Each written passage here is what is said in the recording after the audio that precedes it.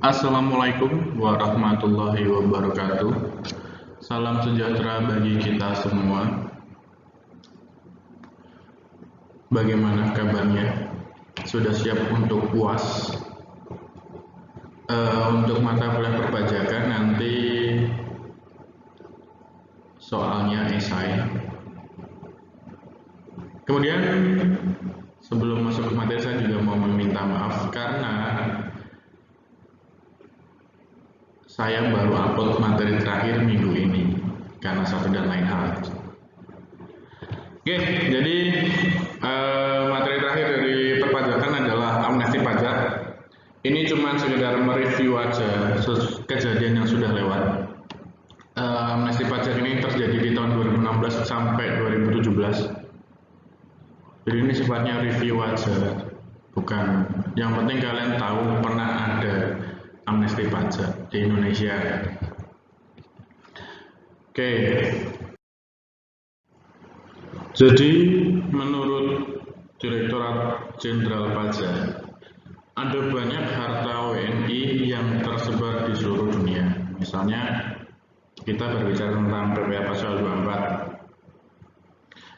yang mana wajib pajak dalam negeri yang memiliki penghasilan dari kegiatan usaha di luar negeri itu harus bayar pajak di Indonesia.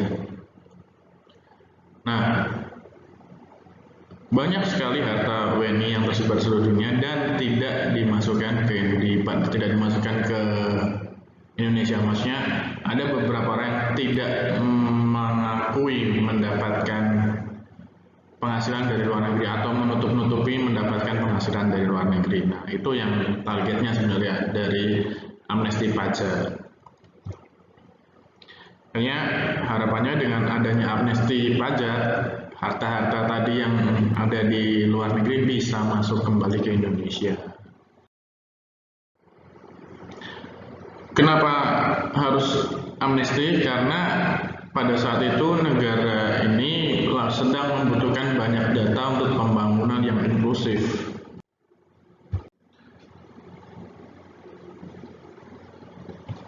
Atau pembangunan yang bisa mengentaskan kemiskinan dan pemerataan pembangunan. Maka dibutuhkan sumber daya yang sangat besar untuk melakukan itu. Itu alasan kenapa salah satu alasan kenapa diadakan tax amnesty. Nah, lalu pertimbangan lain kenapa harus melakukan tax amnesty waktu itu, karena akan ada yang namanya automatic exchange of information atau pertukaran informasi secara otomatis dimulai tahun 2018. Ini kan kalau tax amnesty kan dari 2016 sampai 2017. Nah, di 2018 akan ada automatic exchange of information. Kemudian akan ada revisi undang-undang perbankan untuk keterbukaan data bagi perpajakan. Jadi pada tahun 2018 semua data itu bisa diakses oleh pemerintah, data perbankan terutama, data keuangan. Maka nantinya wajib pajak tidak akan bisa lagi menyembunyikan asetnya dimanapun dari otoritas pajak atau Direktorat Jenderal Pajak. Daripada nanti ketahuan kemudian sanksinya lebih besar, maka harapannya ketika tax amnesty ini dibuka, wajib pajak tersebut dengan kesadaran hatinya mau melaporkan kelebihan hartanya atau melaporkan harta yang belum dilaporkan.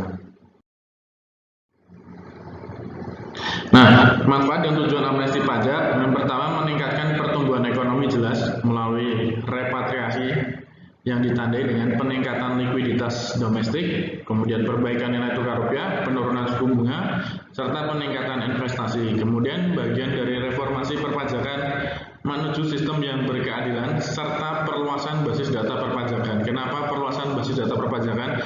Karena dengan adanya tax amnesty ini, banyak wajib pajak baru yang mendaftarkan dirinya. Ketika banyak pendaftar baru, maka data perpajakannya akan semakin besar dan harapannya nanti akan meningkatkan penerimaan pajak yang ketiga ini. Lalu secara definisi apa sih tax amnesty atau pengampunan pajak itu? Pengampunan pajak yang seharusnya terutang tidak dikenai sanksi administrasi perpajakan dan sanksi pidana di bidang perpajakan dengan cara mengungkapkan harta dan membayar uang tebusan. Jadi amnesti itu adalah pengampunan pajak atau penghapusan pajak yang seharusnya terutang, yang kemudian tidak akan dikenai sanksi administrasi perpajakan dan sanksi pidana di bidang perpajakan. Caranya mengungkap harta dan membayar uang tebusan. Ini yang dinamakan amnesti pajak. Lalu wajib pajaknya, wajib pajak kita udah tahu ya. Wajib pajak ada orang pribadi atau badan yang mempunyai hak dan kewajiban perpajakan sesuai dengan ketentuan peraturan perundang-undangan di bidang perpajakan. Jadi objeknya semua wajib pajak. Kemudian tadi kan ada pengungkapan harta. Nah, hartanya sendiri itu apa sih definisi harta menurut Direktorat Jenderal Pajak? Menurut Dirjen Pajak, harta itu adalah akumulasi tambahan kemampuan ekonomis berupa seluruh kekayaan, baik berwujud maupun tidak berwujud, baik bergerak maupun tidak bergerak, baik yang digunakan untuk usaha maupun bukan untuk usaha, yang berada di dalam dan atau di luar wilayah negara kesatuan Republik Indonesia. Jadi yang perlu kalian garis bawahi adalah akumulasi tambahan ekonomi. Itu yang dianggap sebagai harta pada teks amnesti. Utang itu nanti bisa mengurangi beban teks amnestinya, beban penembusan utangnya. Menurut Dirjen Pajak, yang bisa digunakan adalah jumlah pokok utang yang belum dibayar yang berkaitan langsung dengan perolehan harta. Jadi ini nanti bisa mengurangi tebusan teks amnesti. Nah, ini uang tebusan yang tadi saya bilang. Uang tebusan adalah sejumlah uang yang dibayarkan ke kas negara untuk mendapatkan pengampunan pajak. Jadi ada nominal tertentu yang harus dibayarkan dengan menggunakan tarif-tarif tertentu. Nah, ini yang dinamakan uang tebusan. Nah, utang tadi yang saya bilang sebelumnya itu bisa mengurangi uang tebusan itu tadi. Kemudian kita masuk ke asas dan tujuannya.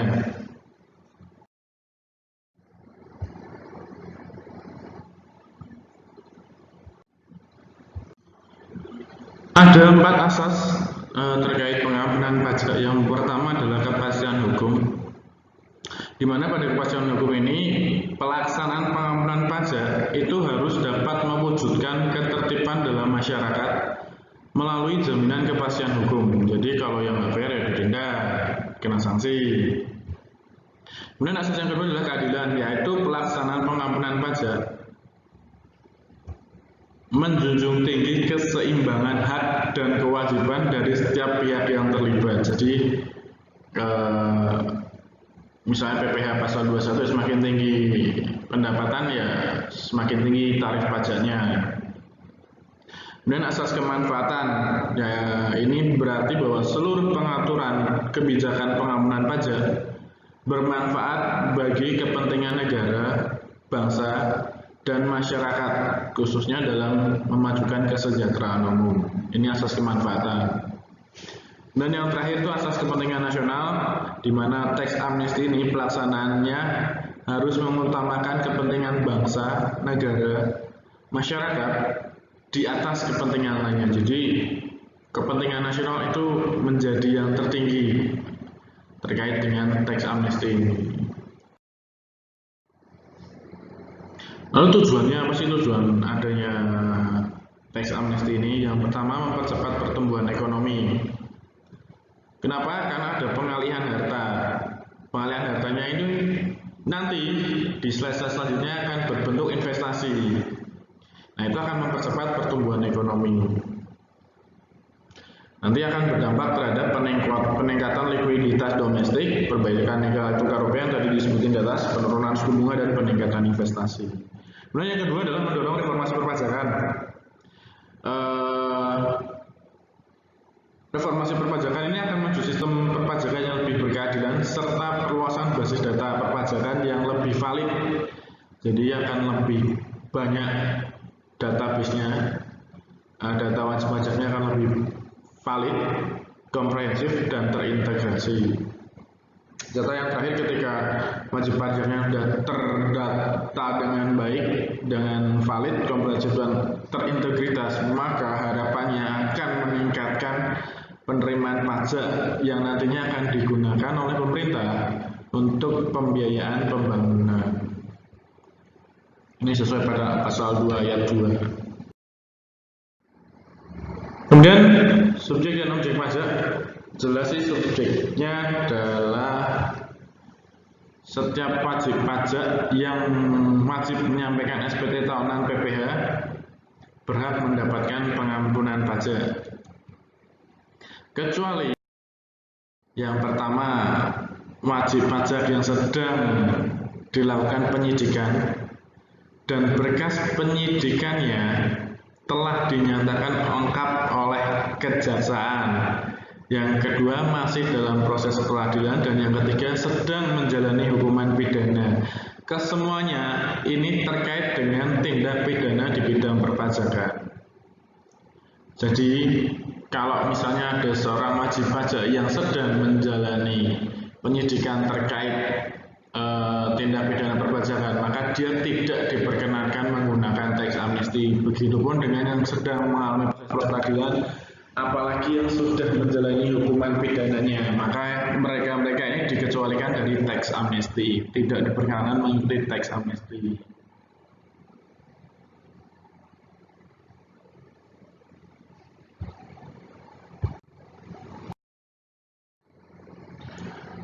Kemudian jenis pajaknya, jenis yang mendapatkan pengampunan tax amnesty.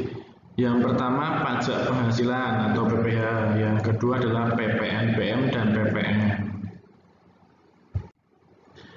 PPh kemarin sudah kita bahas tuntas ya di pertemuan-pertemuan sebelumnya. PPN dan PPNBM juga sudah terbahas di materi-materi sebelumnya. Jadi dua ini, PPh sama PPN dan PPNBM. Kemudian kita masuk ke tarif. Berapa sih tarif tax amnesty tentang tarif penembusan, uang tebusan? Jadi kalau hartanya berada di dalam wilayah negara kesatuan Republik Indonesia, itu pada periode tax amnesty yang pertama tanggal 1 Juli sampai 30 September 2016 itu dikenakan tarif 2%. Jadi setiap harta yang diungkapkan pada tanggal 1 Juli sampai 30 September 2016 itu akan dikenakan tarif 2%. Kemudian pada periode kedua pada 1 Oktober sampai 31 Desember 2016 akan dikenakan tarif 3%. Jadi kalau 1 Juli periode pertama 1 Juli sampai 30 September itu 2%, maka periode kedua 1 Oktober sampai 30 Desember 2016 dia akan dikenakan tarif 3%. Kemudian di periode terakhir 1 Januari sampai 31 Maret 2017 akan dikenakan tarif 5%. Jadi ketika ikut periode 1 cuma kena 2%, periode 2 cuma kena 3%, dan periode 3 kena 5%. Nah, akan berbeda ketika hartanya ada di luar negeri. Jadi untuk harta yang berada di luar wilayah negara kesatuan Republik Indonesia dan tidak dialihkan ke dalam wilayah negara kesatuan Republik Indonesia, berarti ini tidak dialihkan ya, cuma didaftarkan tapi tidak dimasukkan ke Indonesia. Jadi dia cuma bilang mereka cuma mengungkapkan hartanya tapi enggan membawanya masuk ke Indonesia. Periode pertama dia akan kena 4%, periode kedua dia akan kena 6%, dan periode ketiga dia akan kena 10%. Ini untuk harta di luar yang tidak dibawa masuk lagi ke Indonesia. Jadi mereka cuma, saya punya harta di luar segini, maka mereka kena tarif segitu. Akan berbeda kalau mereka melakukan repatriasi atau harta yang berada di luar wilayah negara kesatuan Republik Indonesia itu dialihkan ke dalam wilayah negara kesatuan Republik Indonesia. jangka waktunya paling singkat 3 tahun terhitung sejak diinvestasikan. Jadi misalnya ada seseorang wajib pajak yang punya harta di luar negeri, kemudian dibawa masuk ke Indonesia, diinvestasikan di Indonesia, paling singkat 3 tahun terhitung sejak diinvestasikan, maka dia kena tarif repatriasi. Tarifnya berapa? Sesuai dari animasi ini tadi, dari luar negeri dibawa masuk ke Indonesia dalam bentuk investasi. Yang pertama, periode pertama dia cuma kena 2%. Kalau cuma dilaporkan aja tanpa dibawa balik ke Indonesia, dia kena 4%. Tapi kalau dibawa balik ke Indonesia, diinvestasikan di Indonesia dalam waktu minimal 3 tahun, dia kena 2%. Kalau pada periode 2 dia membawa masuk uangnya atau hartanya ke Indonesia, dia kena 3%. Kalau pada periode 3 dia kena 5%. Jadi ketika orang-orang di luar negeri atau orang di Indonesia yang punya harta di luar negeri membawa masuk hartanya ke Indonesia dan diinvestasikan ke Indonesia, maka mereka kena tarif seperti ini. Periode pertama 2%, periode kedua 3%, periode ketiga 5%. Nah, selain itu ada tarif khusus untuk pelaku usaha dengan peredaran usaha sampai dengan 4,8 miliar. Jadi yang dianggap UMKM itu 4 sampai 4,8 miliar. Nah, tarif wajib pajak dengan peredaran usaha sampai dengan 4,8 miliar, jika mereka mengungkapkan harta sampai dengan 10 miliar, dia kenanya 0,5%. Tapi jika mereka mengungkapkan harta lebih dari 10 miliar, dia kenanya 2%. Ini untuk periode 1 Juli 2016 sampai 31 Maret 2017. Tarifnya cuma ini, tidak ada bedanya dari periode 1 sampai periode 3. Cukup jelas ya kalau ini ya. Kemudian bagaimana cara menghitung uang tebusan? Caranya simpel, tinggal tadi tarif yang sudah saya sebutkan di belakang dikalikan dasar pengenaan pajaknya. Dasar pengenaannya, bukan dasar pengenaan pajak. Nah, dasar pengenaan uang tebusan dihitung berdasarkan nilai harta bersih yang belum atau belum seluruhnya dilaporkan dalam SPT PPh terakhir. Jadi misalnya di SPT terakhir belum memasukkan mobil, rumah, mobil 1 dan rumah 1, maka dasar pengenaan uang tebusannya ya rumah sama mobil 1 tadi yang belum dilaporkan di SPT PPh terakhir. Itu dikali di mobil dan rumahnya tadi dinilai dengan nilai pasarnya saat ini, itu sebagai dasar pengenaannya. Jadi misalnya mobilnya saat ini bernilai 100 juta, rumahnya bernilai 2 miliar ya, tinggal dikalikan aja 2 miliar tambah 100 juta dikali tarifnya, dia masuk ke periode 1, 2, 3. Paham ya? Tidak sulit ya? Nah, ini kalau perolehan hartanya itu dengan hutang. Jadi nilai harta tambahan yang belum atau belum seluruhnya dilaporkan SPT PPh terakhir itu boleh dikurangi dengan nilai utang yang berkaitan dengan harta tambahan. Jadi misalnya rumahnya masih kredit, masih KPR, nah itu boleh dikurangkan. Nilai utang yang berkaitan secara langsung dengan perolehan harta tambahan paling banyak, jadi ada aturannya.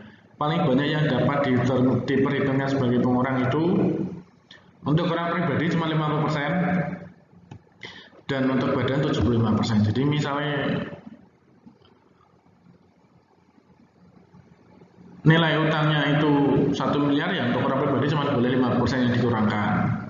Nah, sedangkan untuk badan ya 750 juta. Misalnya utangnya 1 miliar. Ini jelas ya. Kemudian fasilitas dari amnesti pajak. Nah, ini fasilitas amnesti pajak.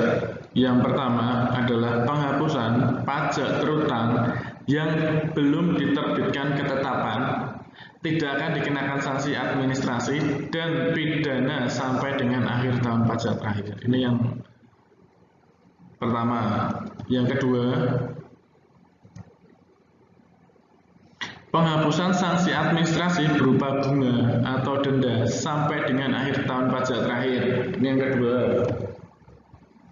Yang ketiga, tidak akan dilakukan pemeriksaan pajak, bukti permulaan, dan penyidikan tindak pidana perpajakan sampai dengan akhir tahun pajak terakhir. Kemudian yang keempat, penghentian pemeriksaan pajak, bukti permulaan, dan penyidikan sampai dengan akhir tahun pajak terakhir yang sebelum ditanggung. Jadi ini adalah fasilitas-fasilitas dari adanya tax amnesty. Nah, ini tadi kembali ke repatriasi tadi, ketika harta yang ada di luar negeri dibawa masuk ke Indonesia, maka harus ada kewajiban investasi atas harta yang diungkapkan tersebut.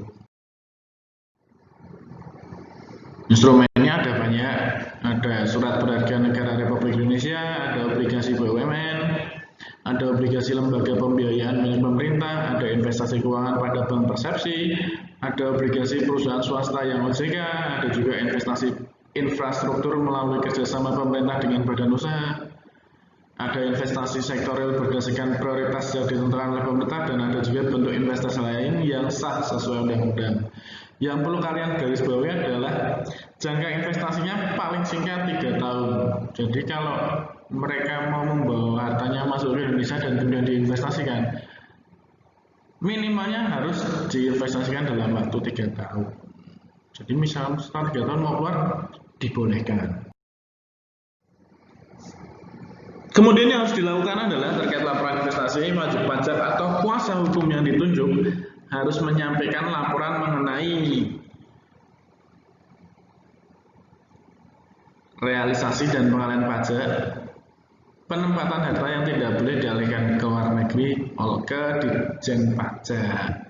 Jadi mereka wajib pajaknya atau kuasanya harus menyampaikan laporan mengenai 2 hal tersebut kepada Ditjen Pajak. Nah, jika wajib pajak tidak melakukan repatriasi sesuai dengan pasal 8 ayat 6 dan investasi sesuai ketentuan pasal 8 ayat 7, yang mana mereka harus menginvestasikan hartanya selama minimal 3 tahun, akan mendapatkan surat peringatan.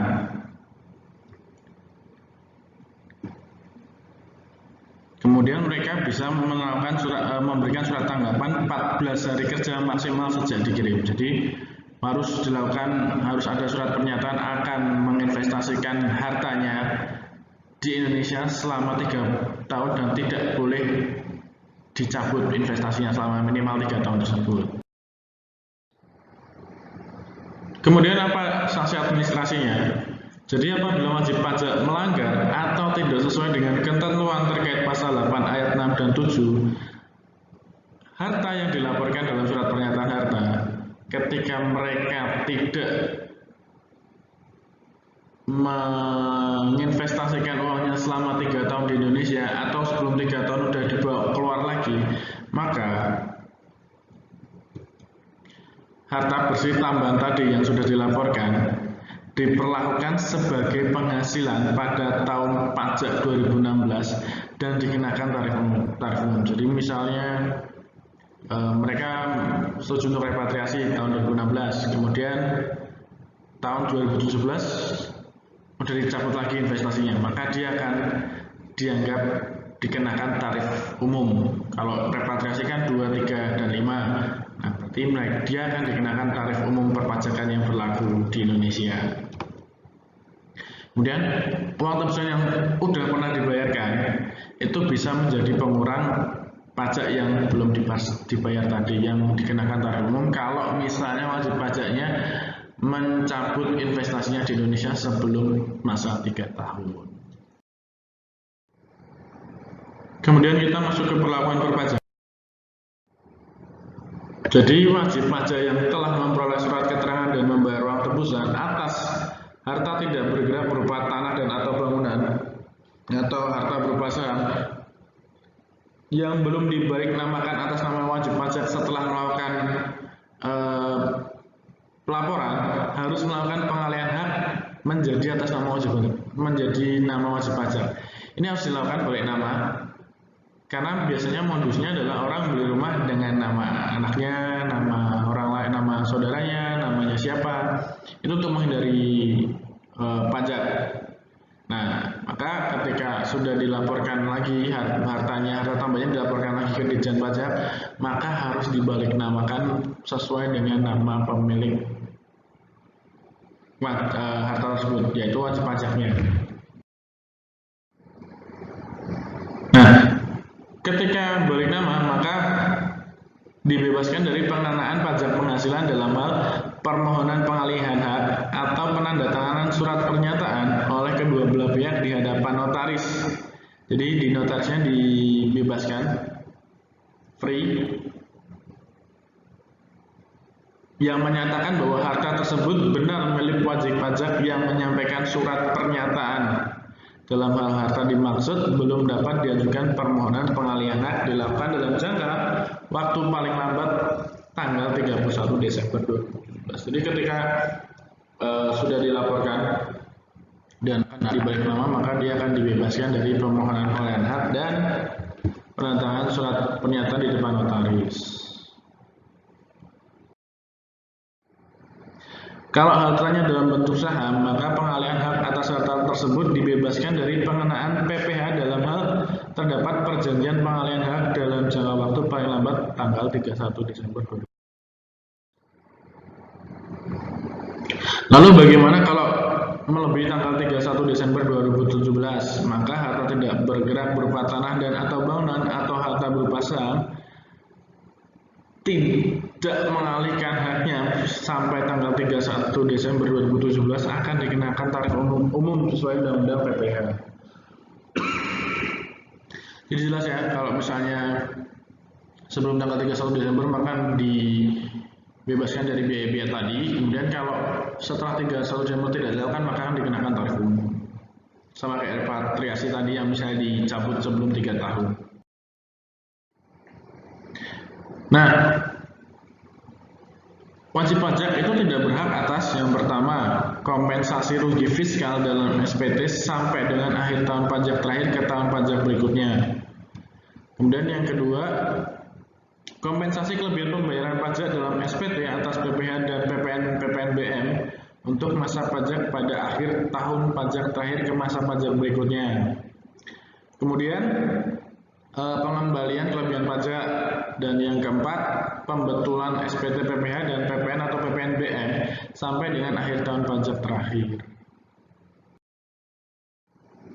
Kemudian terkait perlakuan atas harta yang belum atau kurang diungkap setelah misalnya sudah dilaporkan sebelumnya. Jadi dia sudah melakukan pengungkapan harta, tapi ternyata masih ada harta yang belum atau kurang diungkap. Jadi misalnya wajib pajak sudah mengajukan pengampunan pajak, tapi ada harta yang belum atau kurang diungkap, maka akan diberikan surat keterangan. Harta yang belum diungkap akan dianggap sebagai tambahan penghasilan yang diterima atau diperoleh wajib pajak pada saat ditemukannya data tersebut. Nah, atas tambahan penghasilan akan dikenai PPh secara umum ditambahi sanksi administrasi berupa kenaikan 200% dari PPh yang tidak atau kurang dibayar. Jadi kalau ternyata di kemudian hari ditemukan bahwa ternyata masih ada yang belum dilaporkan, itu akan dikenai sanksi 200%. Kemudian tidak menyampaikan surat pernyataan sampai periode pengampunan pajak berakhir dan menemukan data dan atau informasi mengenai harta yang diperoleh sejak tanggal 1 Januari 85 sampai 31 Desember 2015 dan juga belum dilaporkan dalam SPT tahunan PPh, ini yang menemukan di Ditjen Pajak ya. Harta yang belum diungkap dianggap sebagai tambahan penghasilan yang diterima atau diperoleh wajib pajak pada saat ditemukannya data tersebut dan ditemukan paling lama 3 tahun sejak undang-undang disahkan. Jadi misalnya kayak tadi setelah 2016 melaporkan ternyata masih ada yang belum dilaporkan atau kurang dilaporkan dari tahun 1985 sampai Desember 2015, maka dia akan dikenakan sanksi. segala sengketa yang berkaitan dengan pelaksanaan undang-undang ini hanya dapat diselesaikan melalui pengajuan gugatan. Jadi sengketanya hanya bisa diselesaikan melalui pengajuan gugatan. Kemudian gugatan hanya dapat diajukan pada Badan Peradilan Pajak. Ini kita bahas di mata kuliah hukum bisnis apa ya? Atau kemarin di perpajakan. Jadi hanya boleh diselesaikan di Badan Peradilan Pajak. Kemudian terkait manajemen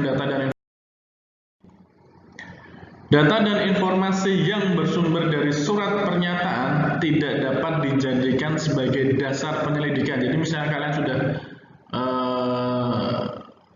memberikan surat pernyataan itu tidak bisa dijadikan sebagai dasar penyelidikan, penyidikan dan atau penuntutan pidana terhadap wajib pajak. Jadi ketika kalian bisa melaporkan harta yang belum terbayarkan pada waktu tax amnesty berlangsung, maka data tersebut tidak bisa digunakan untuk menuntut kalian atau melakukan penyidikan, penyelidikan dan sebagainya. Itu salah satu keuntungannya. Kemudian rahasia, sifatnya rahasia. Semua pihak yang berkaitan dengan pelaksanaan pengampunan pajak dilarang. Yang pertama, membocorkan data-data terkait wajib pajak dan sebagainya, menyebarluaskan dan memberi.